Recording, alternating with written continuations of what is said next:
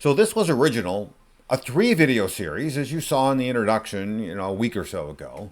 But now it's going to be a 4-video series. And, well, you're going to see why here shortly. This 4th video came out. Now, Angel, you published a video last week addressing an over 2-hour video by the Adventist Defense League, whose topic of that video was the non-canonical status of Ellen White.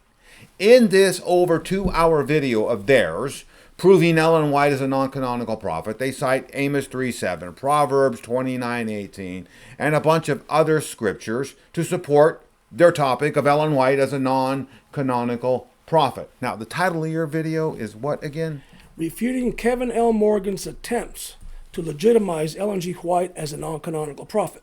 So, I can imagine that Kevin L. Morgan attempted to refute your video showing that Ellen White is really not a non-canonical prophet. And I'm just going to imagine that he attempted to do that refutation in the comments of your video.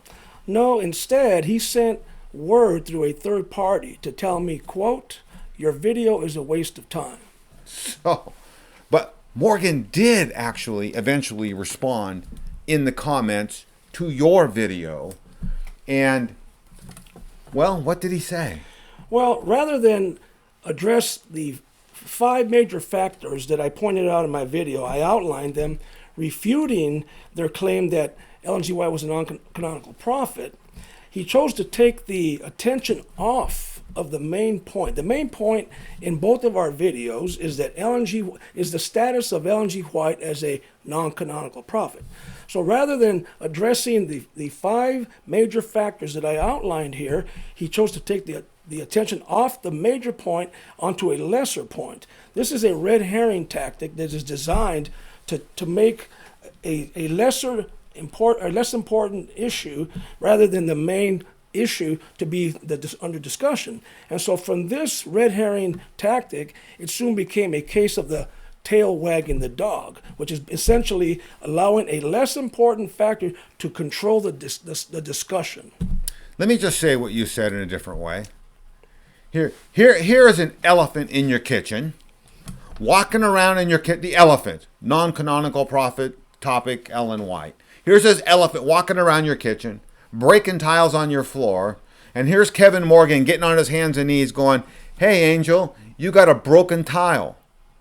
All the while, he's ignoring the elephant in the room, the main topic of the discussion. The elephant in the room is the non-canonical status of Ellen White. It's not the fact that you have broken tiles because you got an elephant walking around.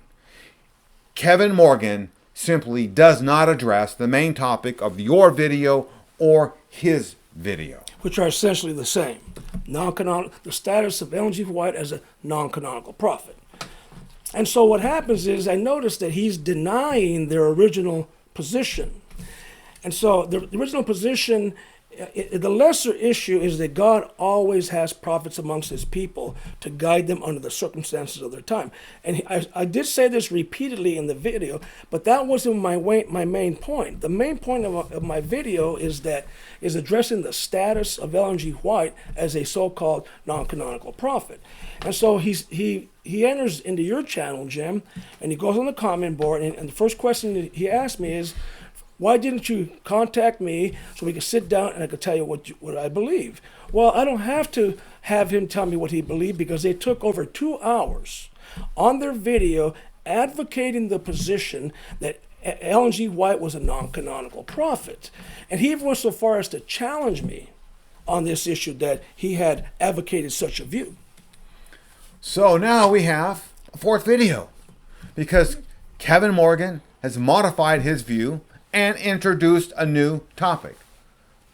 Now, he challenges me on this to prove it.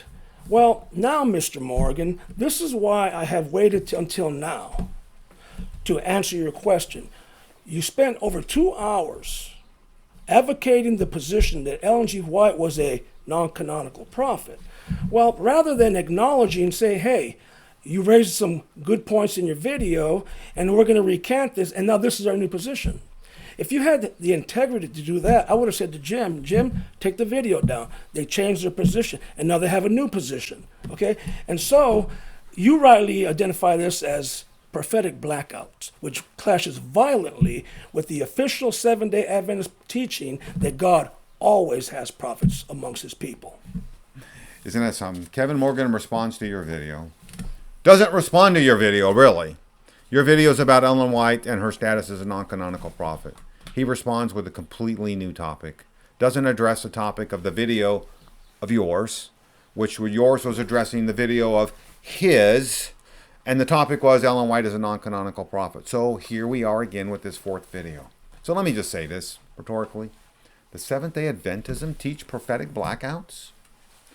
By the way, what is the definition of a prophetic principle that we heard Jason Thomas use, which Kevin Morgan is sitting there nodding his head when Jason Thomas is saying, he's going, yeah, more information. He's nodding his head as he is quoting Amos 3:7 and using this prophetic principle. So we're going to show in Adventist literature in this video that there's no such thing as prophetic blackouts. We're going to show that the Adventist Amos 3:7 prophetic principle is of an Adventist God who warns all peoples in all ages of all significant historical events, whether they be negative or positive. And by the way, this prophetic principle that you're going to see here in this Adventist literature predicts a future prophet. So we're now going to examine a series of Adventist quotes spanning many, many decades. We're going to let Adventist literature speak for itself. We're going to let Adventist literature refute Kevin Morgan and his now new argument of prophetic blackout, which doesn't exist in Adventist literature. And in doing so, Mr. Morgan, I have provided you and the rest of our viewing audience the timeline where you clearly advocated this position that God, quote, always has prophets amongst his people to guide them in the circumstances of their time. But now, in modifying your view, you have a modified view that clashes violently with official Adventism's teaching that God always has prophets amongst his people to guide them in the circumstances of their time. Let's look at that literature now. Well, let's do it. Now, before we look at Adventist literature, we want to revisit the topic that Morgan and his cohorts put on the table in this video here, entitled Ask an SDA. So now, in response to this, we follow with my video, which is entitled Refuting Kevin L. Morgan's Attempt to Legitimize Ellen G. White as a Non-Canonical Prophet. And Morgan countered with his red herring fallacy in his initial post by citing prophetic blackouts, thereby recanting his original position. In other words, God always has prophets amongst his people. So now let's look at an enlarged copy of his statement here, which reads, quote, somewhere you got the idea that I have asserted that God's people will always have a prophet. Maybe you have a reference where that is what you understood me to mean, but I have said just the opposite, end quote. So it is clear that Morgan denies what he and his accomplices spent 2.5 hours advocating, that God always has prophets amongst his people. This is how he took the attention off of the topic of our videos. This is how he sidestepped the 5 major factors I outlined in my video. And I'll play a brief video clip so you can hear it for yourself momentarily. And this includes you, Mr. Morgan. You wanted the proof? Here it is. But be sure to stay tuned to the portion where we expose you when we pit you and your revised view against the official SDA position through their literature. And now, folks, here are the 5 major factors.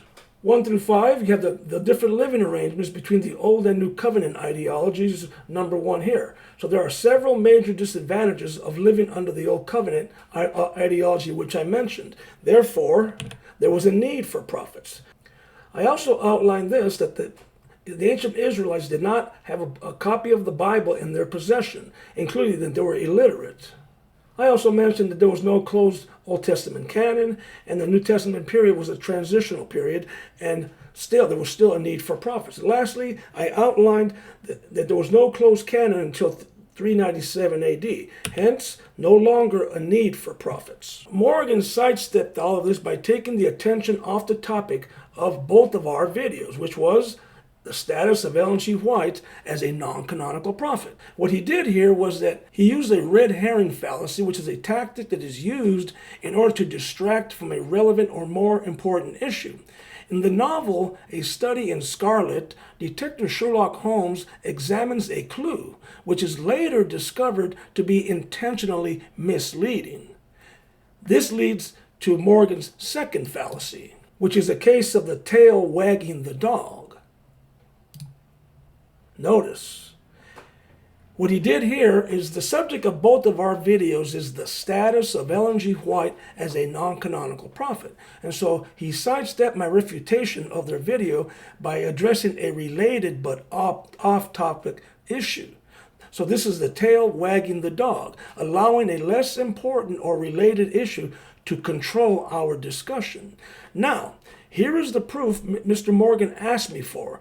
The proof where he was advocating the view that God always has prophets amongst his people to guide them under the circumstances of the time that they are living.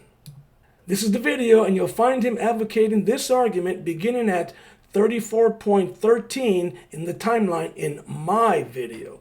Watch Morgan nod his head approvingly and listen to his responses.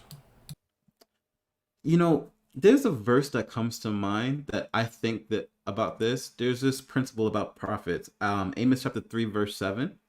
It says, "Surely the Lord God will do nothing, but he revealeth his secret unto his servants, the prophets." So what I'm seeing about prophets and what I see about Agabus is that God is definitely revealing to them what's coming to God's people. So Okay. I think that's what I necessarily see, so in this. Okay, so it's information. Yeah. There you have it. Now, but thanks to Jim, I am now aware that the term prophetic principle is code for God always has prophets amongst his people. So here in the video, you saw Jason citing this prophetic principle. And we also have Kevin Morgan affirming this prophetic principle, and he does so twice. Now you are about to see this prophetic principle advocated throughout Seventh-Day Adventist literature as we take a walk through memory lane. But let me point this out first, Jim.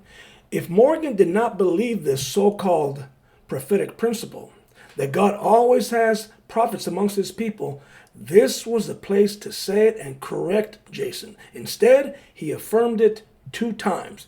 In fact, he even opened up a can of worms, compounding matters even further, as you will see as we go through these citations from official Adventist literature. You know, you're absolutely right. That was the place for him to correct Jason or to clarify his position, but he didn't. Nonetheless, we are now going to look at official SDA teaching, and you know what you're going to see? There's no such thing as prophetic blackouts. So let's look here first.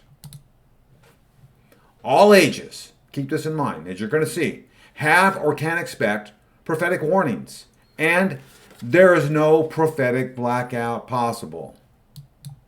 We're going to start here with Ministry Magazine, 2004. We're going to look at this red box here blown up on the next slide. And what do we see here? Well, first at the very top, you can see we got Amos 3:7 highlighted. And look what it says at the bottom. God has provided special prophetic assistance throughout history. Look at that again, throughout history. How do you get a prophetic blackout in the phrase throughout history? And the answer, you don't. Let's look at another magazine. Before we do, this is precisely what Morgan and his cohorts argued in their video for 2.5 hours. That's right. Let's go to this other Review and Herald magazine we have. We got one here from 1953. And what does it say? In all ages, Christ has been revealing his secrets to the in all ages. How do you get a prophetic blackout if Christ is revealing secrets in all ages? Right. Again, you don't. Let's continue. This is just more of the same in magazines. Signs of the Times, Review and Herald. Look at the Signs of the Times, 1941. This is what? Divine assurance. And divine assurance of what? Not just events that occur in the Bible, but upheavals, changes, crises occurring throughout mankind.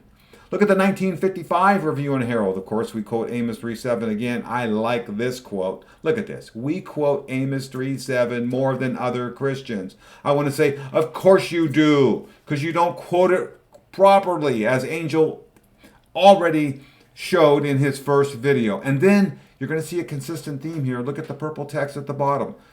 Permanent principle. This is just the start of a trend you're going to see. So according to the organization, they cite Amos 3:7, quote, more often than other Christians. But Morgan would have us think otherwise all of a sudden, recanting his original position.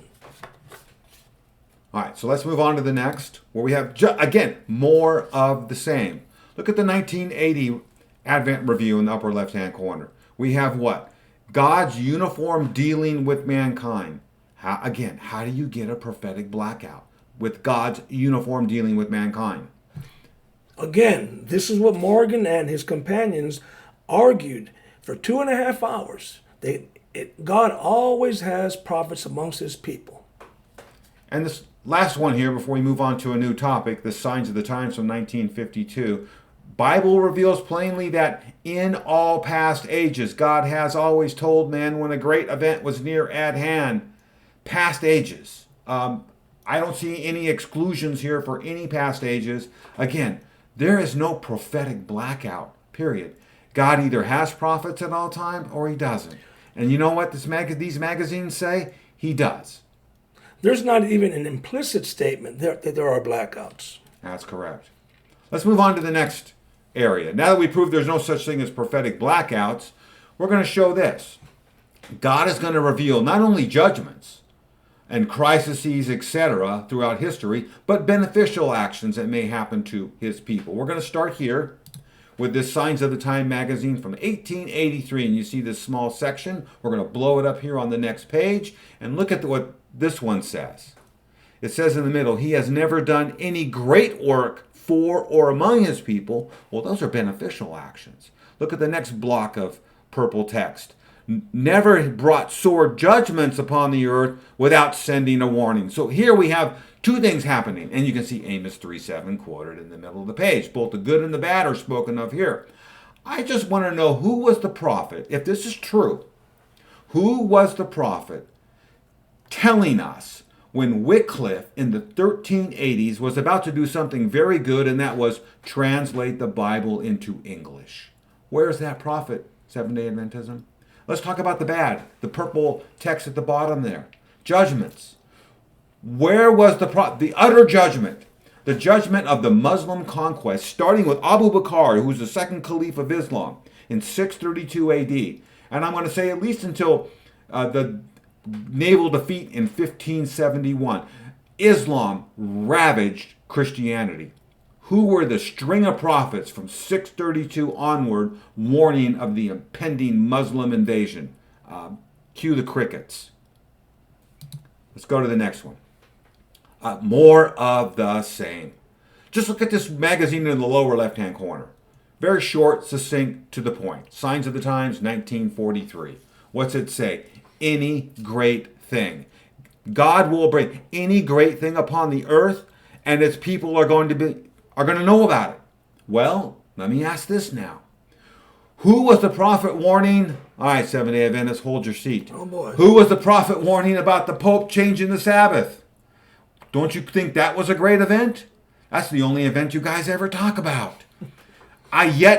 Show me who the prophet was warning Christians of that event. How about this one? The fall of Constantinople. I think that's a great event. That happened in 1453.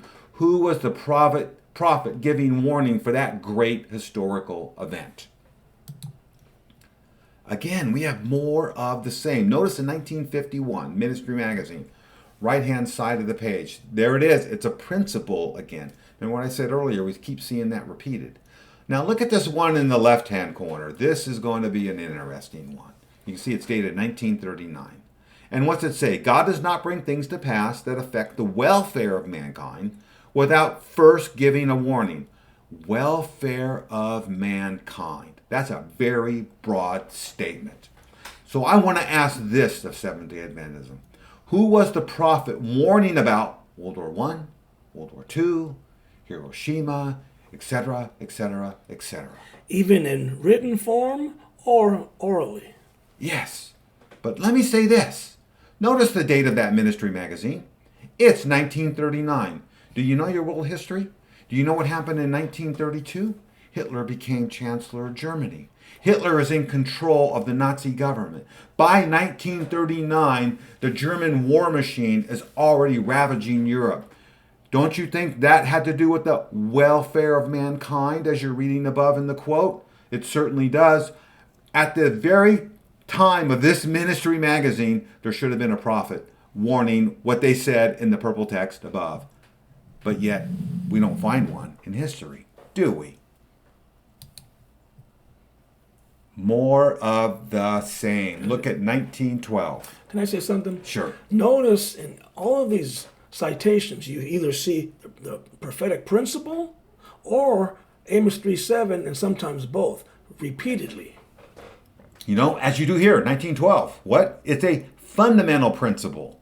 The fundamental principle is what? God's dealing with men. We find a fundamental principle and we see Amos 3:7 quoted, just like you just said, Angel. Look at this one from 1873 in the left-hand corner. Promising what? That God never leaves his people in the dark concerning any important event, which materially affects them before the event occurs. Okay, let me ask this now. Where was the prophet warning about the Catholic Inquisition in the 1540s? How about this? Adventism teaches in their literature of the apostate Protestant faith falling away from the faith. Where was the first century prophet warning about that? Don't find it again. Let's do this last one here. Yeah, this one here I liked. God always reveals his present truth. Not a word not a concept I see often spoken about Adventism today.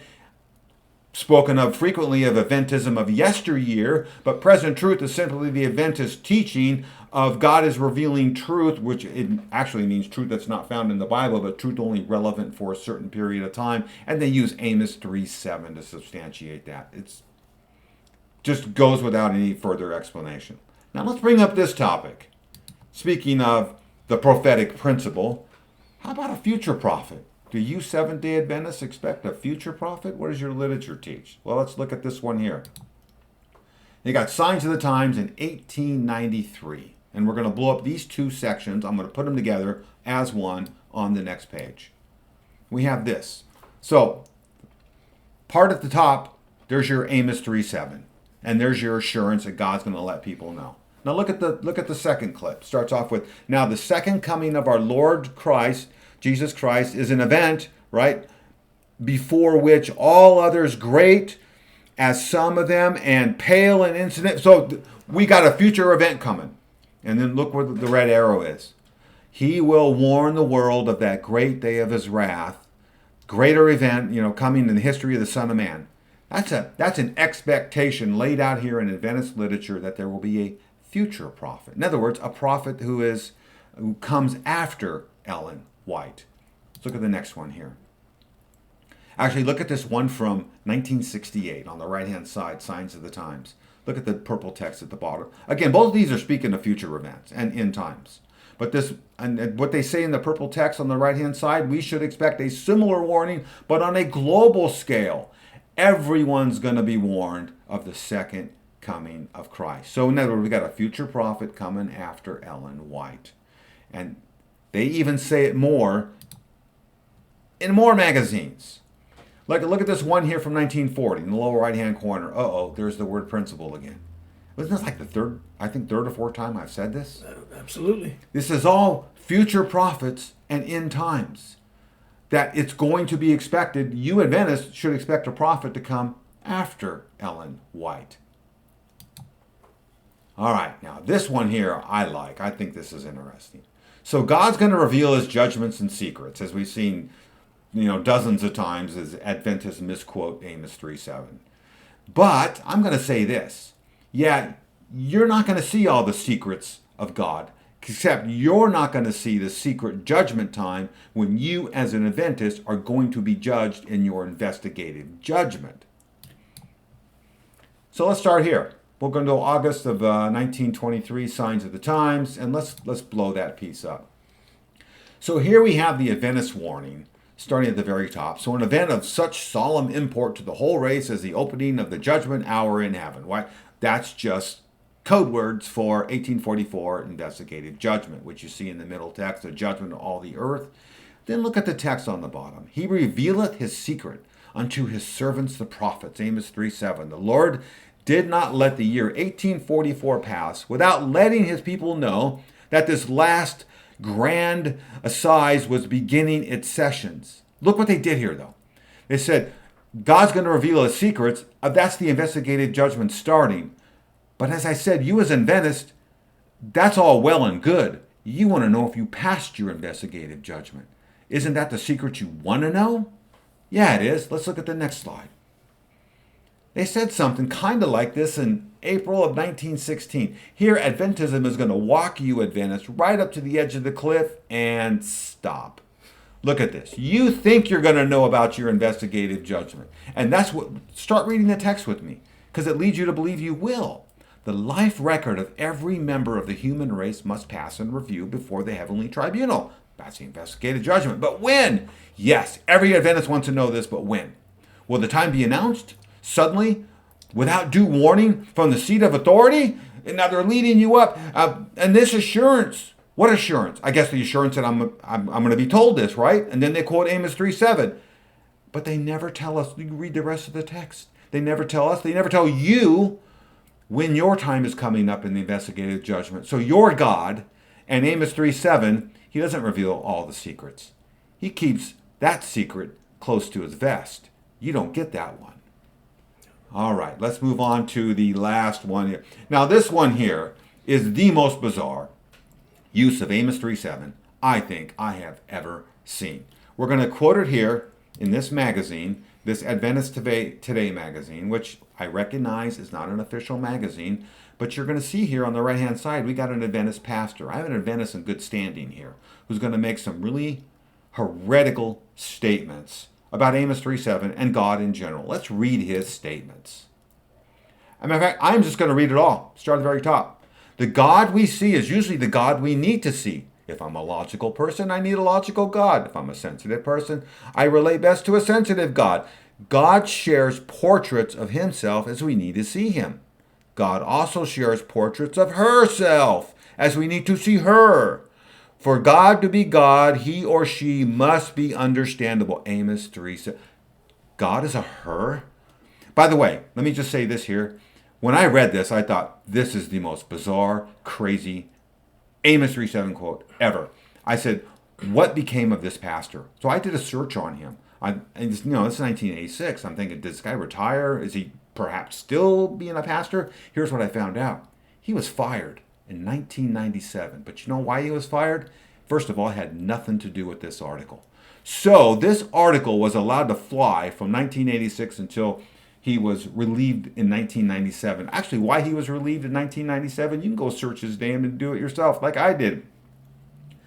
What he did was, he started his own ministries in his church, and he was withholding some tithe to fund those ministries. And you current Adventists know, don't mess with the tithe. You mess with the tithe, you're going to find you're going to be shown the door. And he was shown the door for messing with the tithe. Not this quote by calling God a her. So now we're going to review and summarize the official Adventist prophetic principle and how it flies in the face of Morgan's modified view. Up above, you read a historic timeline from Genesis to the present, beginning with Noah to the time of Ezra. Note the embryonic prophetic principle. Then we have the period between the testaments. No mention of prophetic activity. This brings us up to John the Baptist and the prophetic activity up until 397 AD when the lights went out. But notice again the prophetic embryo from John to 397 AD. And that is until the coming of Ellen G. White in 1844. Now, White has had no prophetic successor to our day, which is 2025. So what we have here is a panoramic view of God's dealings with mankind from Genesis to the present, to say nothing about the future. So, Kevin Morgan advocates for prophetic blackouts. That's what he is saying. Now, I understand it's my term, prophetic blackouts. But go back and read his comment again, because he's saying God does not always have prophets in every time. Well, that's prophetic blackouts. But you just read in Adventist literature which proves they teach no prophetic blackouts. That's a concept foreign to Adventist literature and doctrine. And so now let's review some of the events that occurred during this period from Genesis through the present. And so what we're going to find here is that during this period, Jim merely cited a small sample size of significant historical events, beginning with the Great Apostasy, the Muslim conquest, the fall of Constantinople in 1453, the Catholic Inquisition in the 1540s, World War I, World War II, Hiroshima, and we could probably cite a dozen, 24 more wars of that time period. And of course, 9/11. But what we have, the greatest event in Adventist history is the Pope changing the Sabbath. Who was the prophet telling us before, warning of the Pope changing the Sabbath? So, who are you going to believe? Kevin Morgan or the Adventist organization? Neither. The Adventist organization has made a promise of prophets preceding all these historical events that you saw, and there's no evidence of prophets warning of any of these events at all. So how do you trust an organization who makes promises about prophetic events and there isn't any? How can you obtain eternal life? How can you trust what they say about your obtaining eternal life? So what this video has shown is that Kevin Morgan is making a really rather new and novel argument in Adventism, arguing for prophetic blackouts. Adventist literature does not teach prophetic blackouts. Adventist literature does teach, actually Adventist literature obligates God to make promises to warn his people of all these historical events you see here in front of you. Yet we know there are no prophets identified warning of these and 24 or so more historical events. Neither Kevin Morgan nor the Seventh-Day Adventist Church can be trusted for accuracy or truth. And so, on behalf of Jim, this is Angel Ariano Jr., and we both hope that this video has been of great assistance to you. And so, until the next time, this is Angel Ariano Jr. on behalf of Jim, always reminding you to be sure to do all things according to the Scriptures.